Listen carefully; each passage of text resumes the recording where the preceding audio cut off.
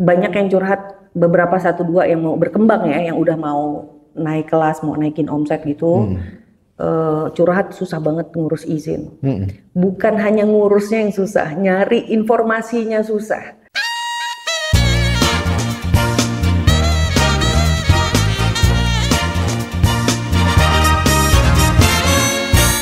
Assalamualaikum warahmatullahi wabarakatuh. Selamat pagi, siang, sore teman-teman semua. Kembali lagi bersama saya Hairul Hidayat di acara Bincang Inovasi. Acara yang mengupas masalah inovasi-inovasi ya, yang dihasilkan oleh para sivitas akademika kita. Dan juga cara-cara nanti mungkin bagaimana menghasilkan inovasi ya. Pada episode yang ke-8 kali ini, alhamdulillah kita kedatangan tamu. Beliau adalah seorang dosen praktisi dari Universitas Indonesia, Fakultas Ekonomi dan Bisnis. Dan juga kalau saya lihat, saya follower beliau di Instagram. Jadi beliau ini seorang influencer. Kayaknya katanya influencer baru nih. Baru-baru. Ya, kita sambut Ibu Dewi Maisari. Saya sebut Halo. Mbak aja ya. Mbak aja lah. Gimana? Sehat? Alhamdulillah Pak. Terima kasih. Alhamdulillah. Agak tenggorokan agak baru sembuh. Lagi masih agak ya, serak-serak basah. Agak serak-serak basah okay. Ya. Oke, Mbak Dewi. Dan kita di sini juga teman-teman nggak sendirian. Kita didampingi oleh Kepala Subdirektorat Pengelolaan Kekayaan Intelektual dan juga Promosi Mbak Indah Handayani. Assalamualaikum Mbak Indah. Waalaikumsalam Mbak Indah. Ya. Jadi teman-teman semua, kita ingin mengupas tuntas nih terkait dengan Mbak Dewi ini pencapaiannya luar biasa ya dari Universitas Indonesia ini. Yaitu beliau ini penggiat UKM Indonesia.id ya produknya. Tapi sebelum itu aku pengen tanya dulu background sedikit dong, background pendidikan mungkin gitu ya. Terus kenapa jadi tertarik ke sini? Oke. Ya dipendek-pendekin aja ya. Yang pasti sampai sekarang saya tuh masih merasa capaian terbesar saya itu adalah lolos masuk jadi mahasiswa UI. Angkatan berapa? Angkatan 2001. Yang benar. Benar. Seangkatan kita dong. Sampai saya ingat kalau refleksi lagi kesuksesan apa yang bisa bikin saya sampai lompat-lompat sampai dulu ya. Iya. Jadi kan sering ada reels tuh orang kalau mau masuk UI atau masuk ITB itu kan tiba-tiba dulu baca koran kan. Baca koran. Dulu pakai koran. UMPTN ya kita ya. UMPTN zaman dulu kita. Beli koran, deg-degan ibu saya yang beli, saya nggak kuat. Terus pas buka itu satu rumah Pontianak loh. Jadi saya nggak pernah sampai sekarang ya 20 years lebih lewat, saya belum pernah ngerasa dapat kesuksesan misalnya dapat grant World Bank misalnya segala, saya nggak lompat-lompat gitu. Jadi biasa aja itu Maya. Jadi kayak kalau yang ini luar biasa. Nah jadi itu masuk UI di Fakultas Ekonomi pilihan pertama. Ilmu ekonomi ya, studi pembangunan. Jadi saya belajar makro, konsentrasinya dulu moneter. Nah, tapi tahun 2008 saya jadi asdos sambil bantuin UKM Center UI. Oh iya, UKM Center tuh udah lama ya Mbak? Udah lama, dari tahun 2005 berdirinya di Fakultas Ekonomi. Saya jadi program manager, bikin roadshow entrepreneurship di kampus-kampus. Nah, disitulah saya mulai terpapar di dunia entrepreneurship. Terus jadi karena bantuin UKM Center jadi dekat sama usaha mikro, usaha kecil. Terus akhirnya dari tadinya konsentrasi moneter jadi tertarik ke isu development, ya kan, yang inclusive growth, kayak gimana, inequality, poverty, SME empowerment, things like that. Nah akhirnya alhamdulillah dapat S2 ke Norwegia Development Economics and Natural Economy. Pas banget. Natural Resource. Nah ke Norway saya tahun 2008 sampai 2010. Nah balik ke FE waktu itu dekannya Pak Suhasil. Kepala departemennya waktu itu Pak Suhasil Nezara, sekarang Wakil Menteri Keuangan. Wakil Menteri beliau. Nah itu, lu mau ngajar apa? Kan kalau asdos dulu soalnya saya stipend saya itu dibantu sama departemen dulu. Oh gitu. Nggak banyak sih, cuma 6,5 juta apa gitu. Tapi lumayan sambil nunggu uang beasiswa cair kan 2 bulan tuh kita di sana nggak dikasih uang dulu. Nah ini gue dapet duit gimana nih buat beli roti, buat beli makan sama departemen di. Waktu di Norway itu.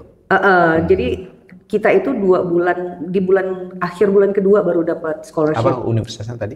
Norwegian University of Life Science. Nah, gitu di OS. OS itu konsepnya kayak Depok.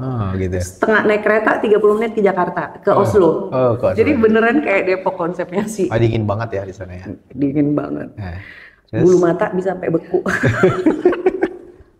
Habis itu? Terus lu mau ngajar apa? Nah, setelah saya di Norwegia itu saya belajar tentang agriculture, belajar tentang poverty bahkan lebih dalam lagi, belajar tentang inequality dan sehari-hari itu belanja di koperasi, beli produknya koperasi dan ngelihat sendiri betapa koperasi di Norwegia itu yang consumer product goods-nya yang jualan susu, keju, mentega yang ngisi keseharian kebutuhan sehari-hari orang Norwegia, it's a co-op gitu.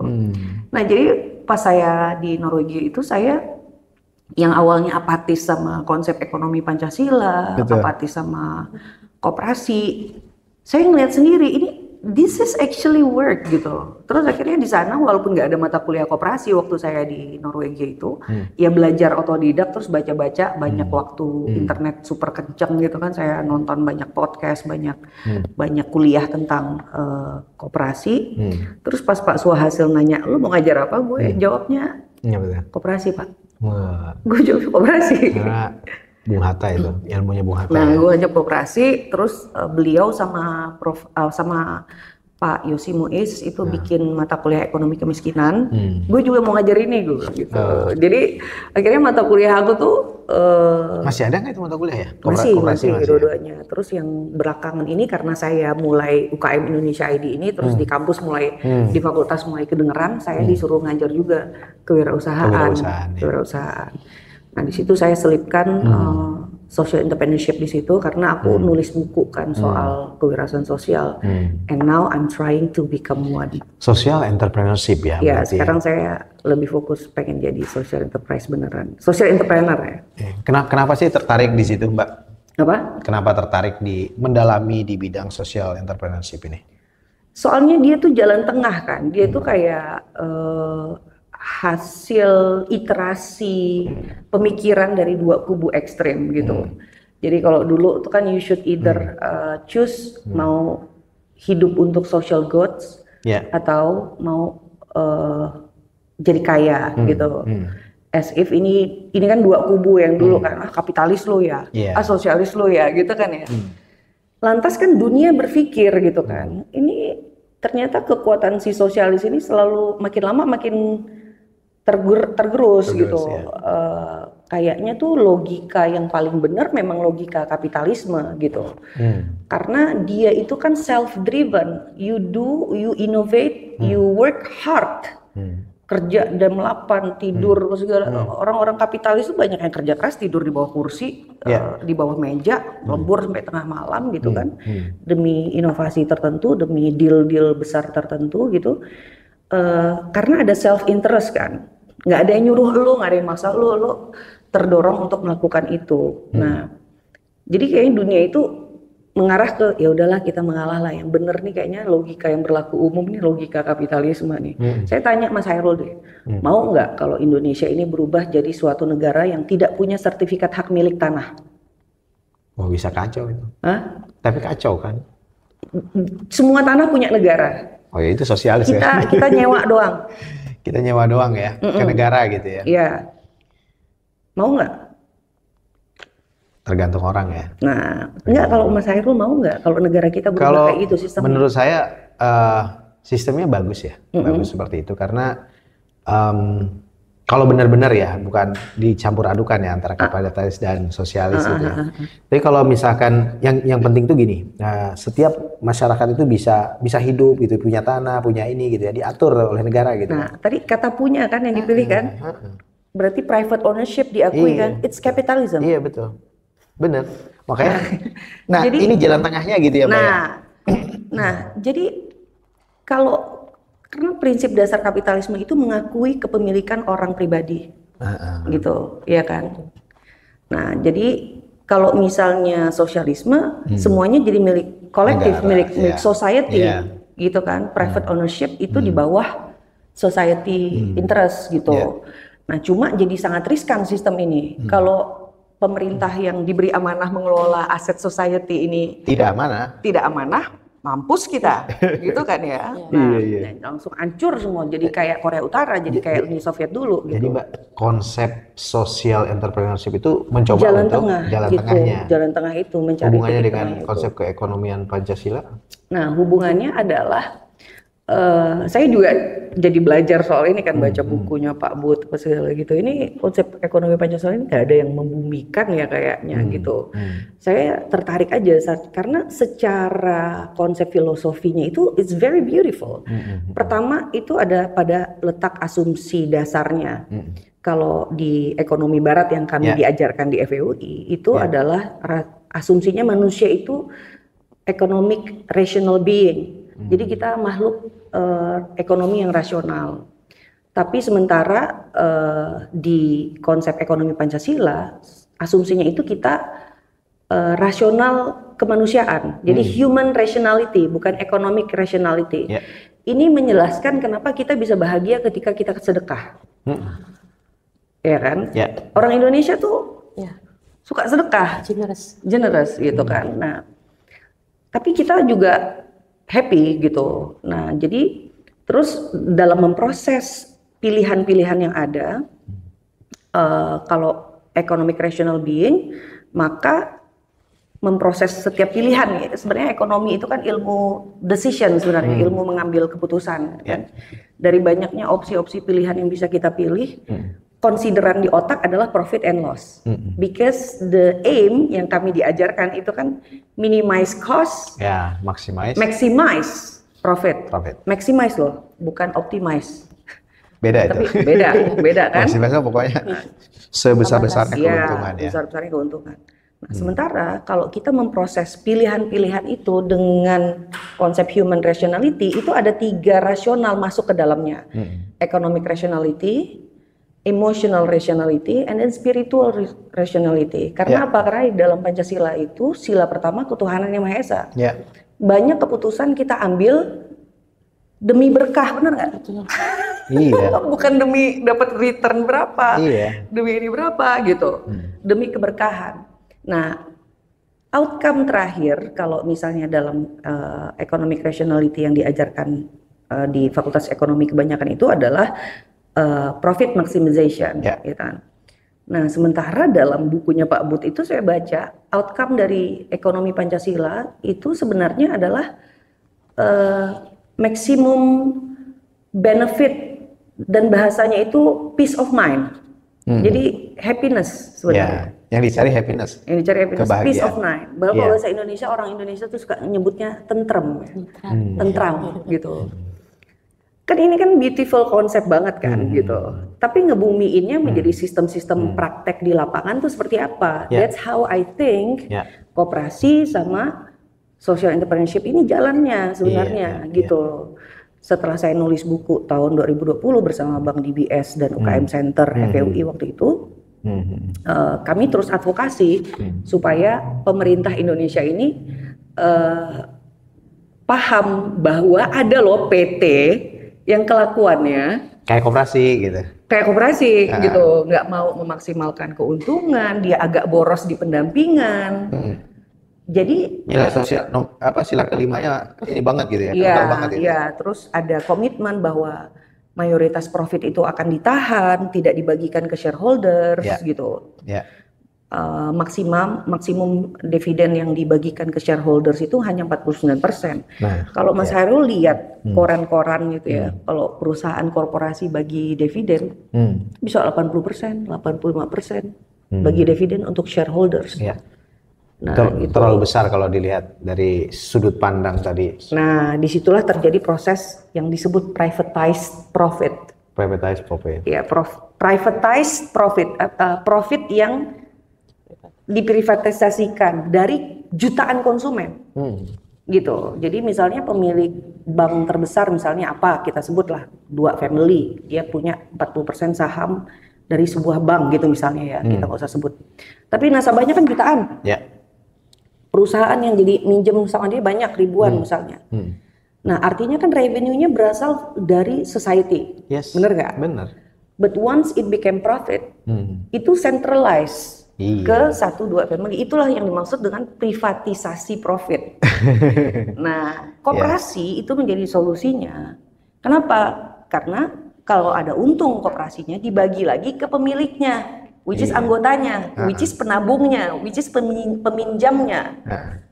Gitu. Jadi profitnya tidak terprivatisasi dari banyak orang ke sedikit orang, tapi dari banyak orang balik lagi ke banyak orang. Nah, tapi menjalankan koperasi ini susahnya minta ampun karena banyak orang, banyak kepala, one man one vote. Kalau nggak cerdas anggotanya, saya ngajar koperasi, saya sendiri pesimis sama koperasi di Indonesia. Gitu. Iya, karena Mbak boleh sebut kira-kira koperasi, memang ada 1-2 lah yang bagus, tapi dari ribuan gitu. Dari ribuan itu susah masih orang Indonesia. Nah akhirnya saya pikir social entrepreneurship itu jalan yang lebih rasional. Jadi dia lebih di atasnya koperasi ya? Maksud saya, ini koperasi, kemudian ini sisi kapitalis, tengah-tengahnya itu di sini. Iya, jadi kalau gitu. Jadi ekstrim pilihan misalnya 2 ekstrim itu adalah koperasi dan PT kapitalis, tengah-tengahnya itu social entrepreneurship kalau menurut saya. Nah itu that's why I became one because this is the path that I think more realistic gitu. Teman-teman kita jadi udah tahu tuh Mbak Dewi ini apa yang dilakukan. Tapi teman-teman bisa cek ya di IG-nya dulu nih, kasih tahu IG-nya apa nih? Dewi Maesari. Dewi Maesari ya. MEI bukan, soalnya banyak yang nulis nama saya MEY. Oh, MEI Maesari. MEI, Mama Eko India ya, Sari. Mbak, oke, jadi saya dapat benang merahnya nih pemikiran Mbak Dewi seperti apa. Nah, sekarang aku pengen tanya dulu tentang UKM Indonesia ini gitu. Gimana konsepnya itu? Dulu ide hayalannya itu waktu saya masih jadi direktur di UKM Center FEUI. Masih jadi. Kalau nggak salah sekarang Zahra ya? Sekarang Zahra Murad.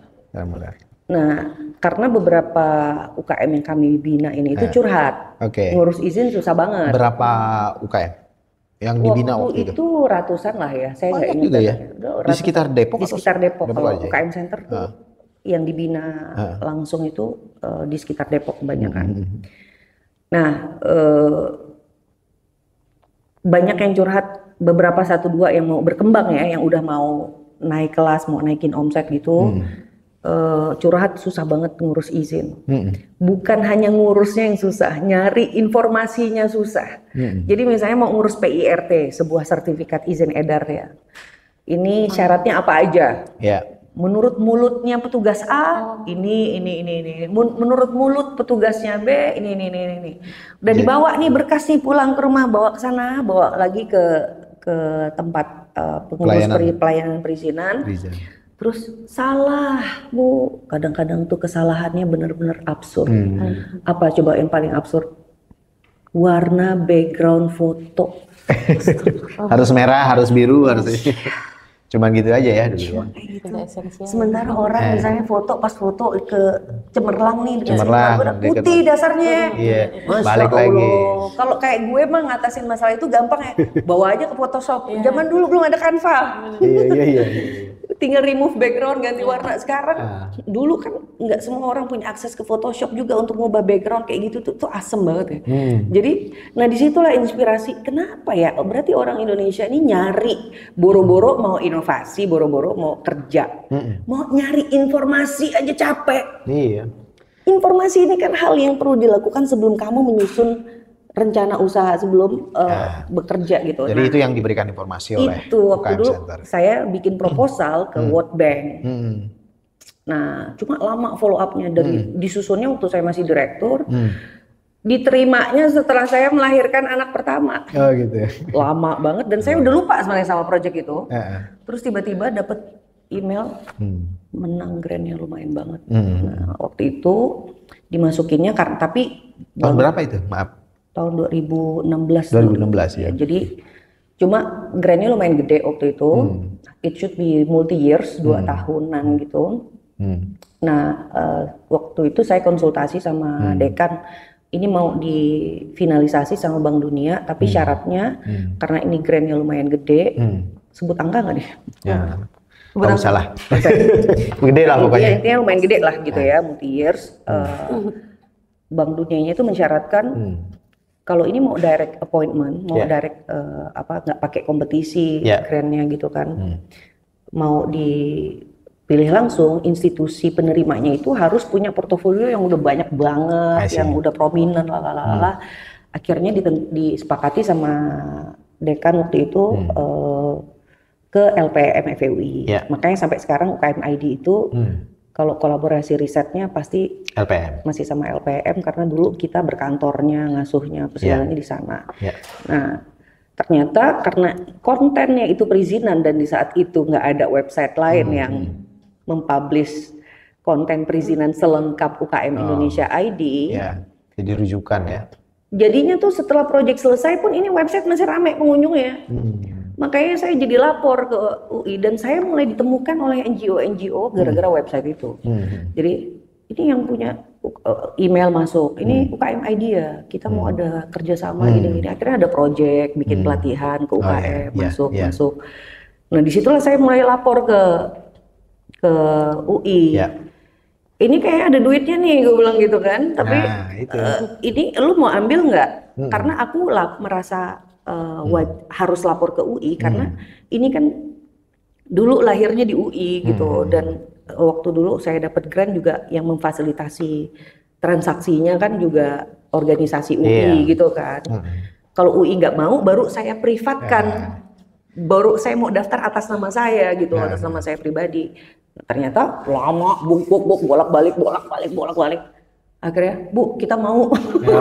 Kayak gitu. Nah, ini dia nih yang nggak boleh terjadi lagi nih sekarang di kepengurusan kita. Jadi justru kita ini dengan adanya Bu Indah nih, Kasubdit KI ya, promosi, itu harus jemput bola gitu. Mbak, cerita dong gimana pengelolaan KI kita di DRBT ini? Ya, jadi teman-teman Bincang Inovasi ya, saya saat ini dipercayakan posisi sebagai Kasubdit KI dan promosi. Kebetulan memang baru bergabung. Saya melihat UI punya potensi yang luar biasa ya dari aspek kekayaan intelektual karena di sini ya rumahnya peneliti. Apalagi UI ya sebagai universitas riset juga ya pengennya ya produk dari buah karya kerja-kerja intelektual ini juga banyak gitu kan. Dalam bentuk apapun kekayaan intelektual itu nggak cuma tentang teknologi ya, tapi ada hak cipta, ada merek, ada juga desain industri, kemudian ada desain tata letak sirkuit terpadu. Jadi harapannya ke depannya ini produk-produk dari kerja intelektualnya Civitas UI ini nanti akan banyak produk-produk KI-nya. Ini yang pertama. Dan harapannya ke depannya tentu pengelolaan KI di UI ini semakin baik ya. Jadi jangan sampai effort dari peneliti dari Civitas UI yang diharapkan di KI kan. Pengen jadi patriot ceritanya dulu waktu itu saya. Tapi memang benar-benar patriot. Nanti kita bocorin tuh. Luar biasa. Royaltinya berapa? Kisah perjuangannya sebelum sampai di titik suksesnya perjuangannya ternyata kan ini luar biasa. Jadi kerja intelektual yang nggak sederhana itu di situ. Dan ini jadi menarik, justru saya banyak terinspirasi gitu dari ceritanya Ibu Dewi ini. Karena ya sejujurnya justru memang wawasan saya terbuka setelah di UI, walaupun saya lama di pekerjaan kekayaan intelektual, tapi lebih banyak berkaitan dengan yang teknologinya. Nah, kemudian di UI ini, pekerjaan intelektual yang berkaitan dengan ilmu sosial budaya ini nggak kalah banyak. Gitu. Banyak. Dan ternyata berdampak ke masyarakat. Nggak cuma berdampak, tapi juga ternyata bisa ada potensi monetisasi atau komersialisasi. Bahkan infonya nih teman-teman, paling besar ini. Kalah, malu lah orang-orang teknik gitu. Jadi benar-benar loh, ternyata mungkin ya di masyarakat riset-riset sosial budaya ini lebih mudah diterima mungkin ya, karena nggak segmented ya Pak ya. Jadi semua orang bisa mengikuti dan karena misalnya sudah ada fasilitas website gitu ya, orang yang membutuhkan informasi bisa langsung mengakses dengan cepat gitu. Jadi ini adalah salah satu contoh dari kerja keras yang berbuah hasil ya. Mungkin bisa jadi inspirasi buat semua Civitas UI juga ke depannya gitu. Nah, sekarang tadi Mbak Dewi ngeluh nih. Lama katanya. Nah, supaya nggak lama gimana sekarang? Benar. Apa terobosan Mbak Indah? Lama di proses KI, Pak. Memang proses dengan KI, sistem yang ada sekarang. Jadi ada beberapa KI kan tadi seperti saya bilang ada lebih dari satu jenis ya. Ada hak cipta, ada paten, ada merek, ada desain industri dan desain tata letak sirkuit terpadu. Kalau kita ngomongin durasi permohonan sampai kita mendapatkan registrasi atau hak eksklusif atas KI itu yang paling singkat itu hak cipta sebenarnya, karena hak cipta pertama dalam konsepnya haknya itu diterima secara otomatis gitu. Waktu deklarasi oleh si kreatornya, misalnya apa dalam bentuk video, itu secara otomatis adalah berupa pengumuman atau publikasi. Ketika itu pula sudah ada hak cipta. Sehari juga jadi itu ya. Betul. Nah, itu didaftarkan maupun tidak didaftarkan itu sudah otomatis. Makanya kalau kayak di website suka ada copyright by siapa gitu ya. Itu karena haknya melekat secara otomatis. Kenapa ada DJKI memfasilitasi untuk pendaftaran? Nah, DJKI memfasilitasi sebenarnya pencatatan ya, bukan pendaftaran kalau untuk hak cipta. Untuk hak cipta tuh namanya karena nggak ada proses pemeriksaan. Kita tinggal catatin, nanti immediate hasilnya instan dapat sertifikat. Tapi itu juga bisa dihilirisasi jadi dimonetisasi. Jadi boleh. Kayak video-video pengajaran, buku, karya tulis, karya penelitian, program itu bisa komputer ya? Program komputer software itu yang potensial semuanya. Jadi si sertifikat hak cipta ini adalah suatu objek yang bisa jadi dasar kerjasama untuk komersialisasinya. Gitu. Nah, untuk kekayaan intelektual yang lain, ada merek, ada desain, ada paten, DTLST, desain tanda letak stilitik terpadu, itu memang prosesnya lama. Agak lama itu ya? Karena apa? Perlu pemeriksaan. Jadi ada 2 tahap pemeriksaan. Yang pertama formalitas. Apakah dokumen-dokumen yang diajukan waktu mengajukan pendaftarannya itu lengkap tidak? Pertama, kalau lengkap itu checklist ya. Nah, tapi diperiksa lagi ada petugasnya, benar nggak dokumennya. Misalnya surat ini judulnya sesuai nggak dengan KI yang diajukan. Ini banyak terjadi bahwa dokumen yang diupload ternyata judulnya nggak sesuai sama judul di waktu kita mengajukan di formnya, di formulirnya gitu. Nah, ini jadi isu nih buat pemeriksa. Oh, ini harus diperbaiki gitu. Nah, kalau diperbaiki jadi makan waktu ya, karena dokumen diperbaiki pastinya. Nah, ya betul. Jadi ada deadline. Itu harus dokumennya diperbaiki. Kemudian setelah nanti pemohon selesai memperbaiki, diperiksa kembali kan tentunya. Oke. Kalau sudah selesai masa formalitas, ada yang namanya publikasi atau pengumuman. Itu diumumkan setiap permohonan beda-beda. Itu kan waktu lagi. Nah, kemudian setelah itu selesai akan masuk ke yang namanya pemeriksaan substantif atau substansialnya. Nah, ini loh yang paling makan waktu paling panjang, itu bisa khususnya untuk paten ya. Betul, paten terutama ya, desain industri. karena harus dicek ini baru atau enggak gitu. Kalau merek ini bisa lama karena di tengah perjalanan ada banyak keberatan dari pihak ketiga lah gitu. Ada mungkin dari pemeriksa, ada yang namanya penolakan sementara dulu. Kemudian terakhir sanggahan. Betul. Itulah yang namanya proses KI yang makanya kenapa perlu waktu sampai seringnya hampir tidak ada yang di bawah 1 tahun ya. Walaupun target pemerintah misalnya kalau kayak paten sederhana sudah dibikin supaya setahun granted kalau paten gitu. Tapi pada praktiknya karena ya itu kita bolak-balik dokumen perbaikan, ada revisi substansialnya gitu. Itu pada akhirnya yang memakan waktu. Nah, ini teman-teman ya, saya harus sampaikan ini di sini. Jadi alhamdulillah beliau ini, Mbak Dewi, dengan mengelola UKM Indonesia, catatan dari kami itu yang terbesar tuh royaltinya ya. Ini kalah tuh Saintek sama yang lain-lain ya. Jadi wah ini, jadi saya tuh kalau lagi roadshow tuh Mbak, ditanyain, Pak itu kan yang Bapak sampaikan Saintek semua tuh. Selalu itu jawabannya adalah beliau ini. Saya bilang ini nih dosen FEB. Wah, udah langsung lah saya kasih tahu tuh. Nah, Mbak, kalau gitu apa servis yang ditawarkan dong sehingga bisa menghasilkan royalti ini? Kalau yang saya selalu sampaikan itu ya model bisnis social enterprise itu. Ya, kan saya nyebutnya bahasa ringannya lah ya, daripada pakai bahasa textbook, baca aja sendiri. Unduh, googling judul bukunya Profit untuk Misi Sosial. Nanti ada buku digitalnya gratis. Nah, kalau mau kerangka-kerangka yang itu baca di situ aja. Kalau di sini gampangnya itu model bisnisnya adalah Robinhood ya. B2B2C namanya. B2B2C. Jadi kita melayani bisnis atau korporasi yang ingin memiliki dampak ke beneficiaries. Gitu. Korporasi ini kan pengennya fokus cari duit otaknya. Betul. Lebih enak mana? Ngerjain perbuatan pemberdayaan, ngerjain aktivitas pemberdayaan atau fokus nyari duit, nih gue ada duit nih, gue limpahkan deh. CSR-nya. Lebih gampang ngasih duit atau mengerjakannya? Masih duit daripada mereka kan harus resources dan lain-lain. Resource lagi, nanti rekrut lagi, wah capek ngapain ini nggak sesuai sama core bisnis gue gitu. Nah, jadi kita menggarap dana itu ada 2 jenis, ada dana CSR, ada juga dana dari NGO internasional yang butuh vendor pelaksana. NGO ini kan dia sometimes fund manager juga ini. Iya, betul. Iya kan? Betul, mereka fund manager ketika mau implement dia cari partner lagi gitu.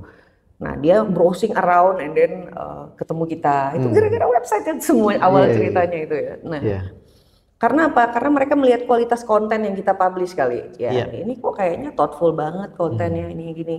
Nah, jadi saya tuh jurusnya kalau ditanya marketingnya pakai apa ya pakai content marketing gitu. You just trust the content and then it will akan mengundang pihak-pihak yang merasa kami butuh partner gitu. Nah, itu ada uang sosial kalau saya bilang dana CSR korporasi atau jadi partnernya NGO internasional. Kayaknya itu deh, Mbak. Aku pengen ngelihat sekarang namanya science communication ya.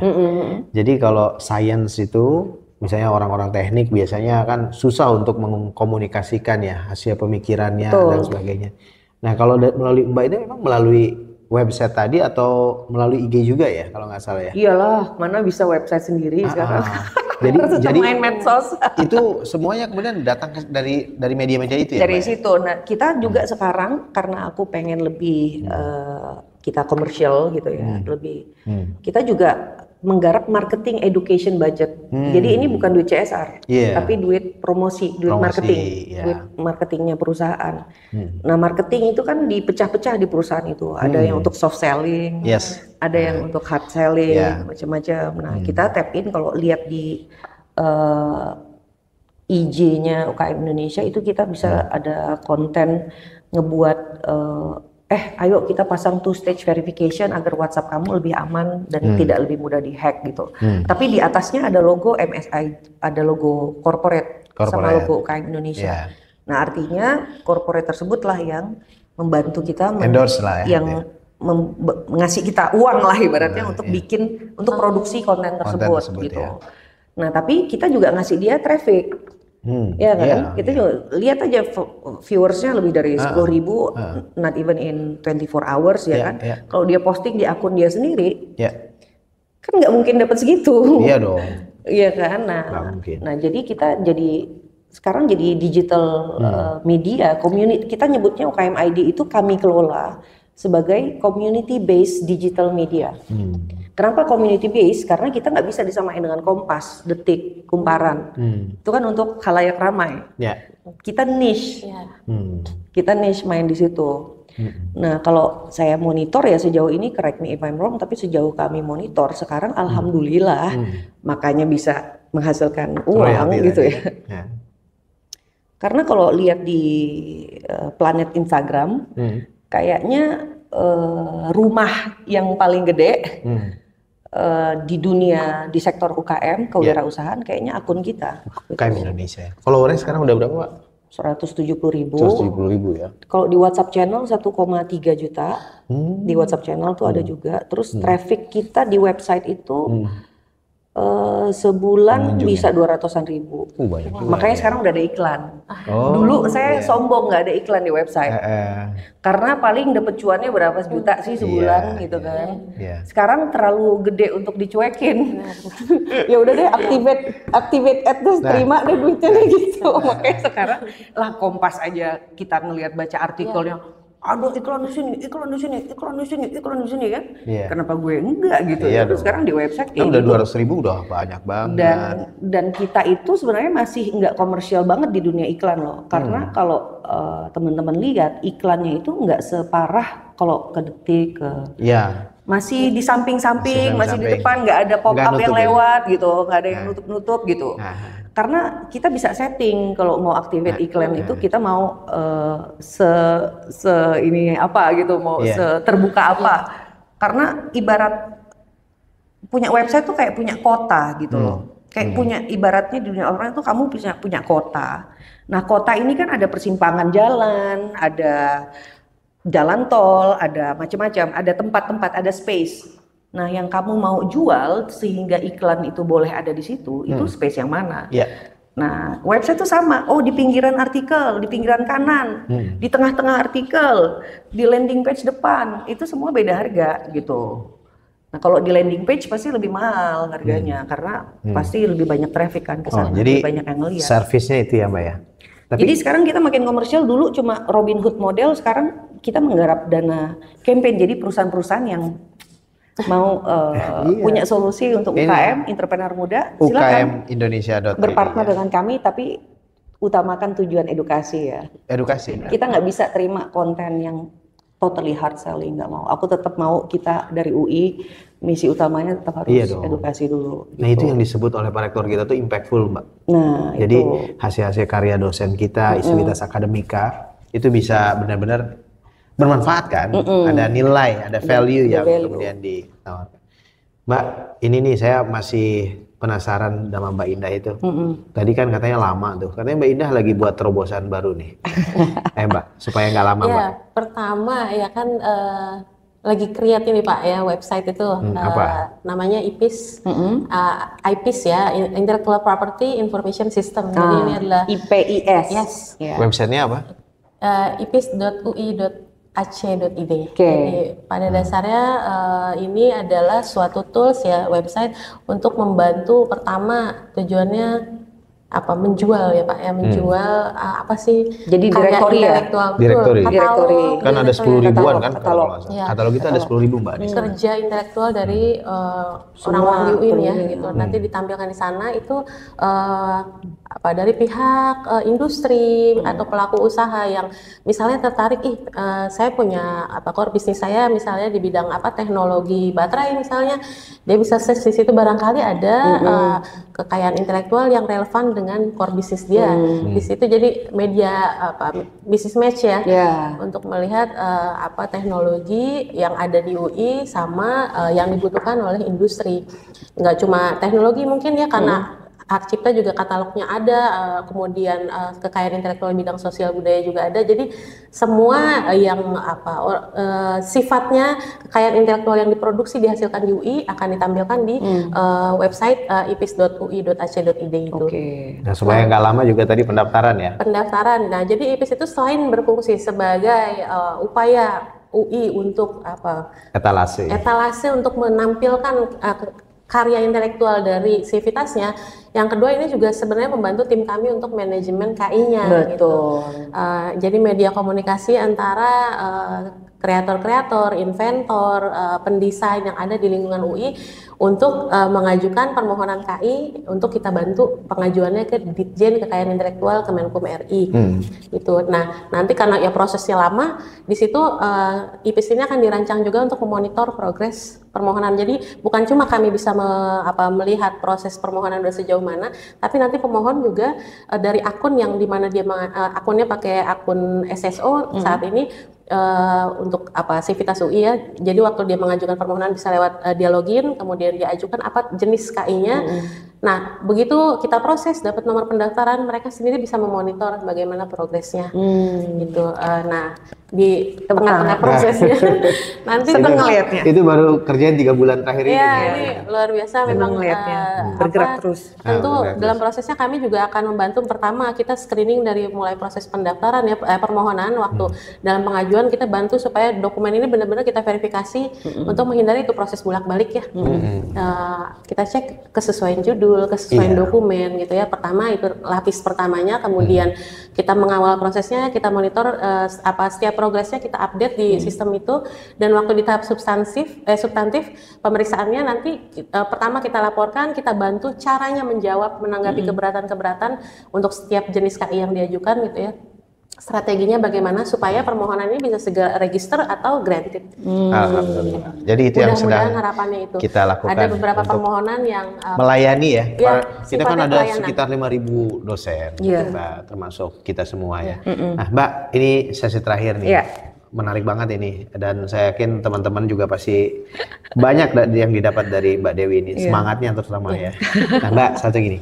Kan selalu saya bilang bahwa ternyata rumpun ilmu sosial humaniora, ekonomi dan sejenisnya itu ternyata bisa menghasilkan seperti ini. Nah, Mbak, gimana sih caranya? Ini terakhir motivasi juga mungkin buat teman-teman. Gimana caranya kalau menurut Mbak supaya bisa ikutlah jalan Mbak seperti itu. Gimana Mbak? Oke, pertama saya mengajak teman-teman dosen itu jangan merasa merasa ketulusan dedikasinya tuh nggak murni kalau berpikir komersial. Karena saya pikir banyak yang seperti itu. Jadi karena dulu saya pernah diomongin, udah emang komersial gitu, pernah saya dengar-dengar selentingan kayak gitu. Padahal bukan seperti itu maksudnya. Karena gimana kita mau ngasih impact yang besar kalau kita tidak bisa menemukan pola distribusi karya kita ke dalam bagian dari pengeluaran konsumsi masyarakat gitu. Berpikirnya itu mesti ketika masyarakat mau beli produk kita, artinya sebermanfaat itulah karya kita gitu. Betul.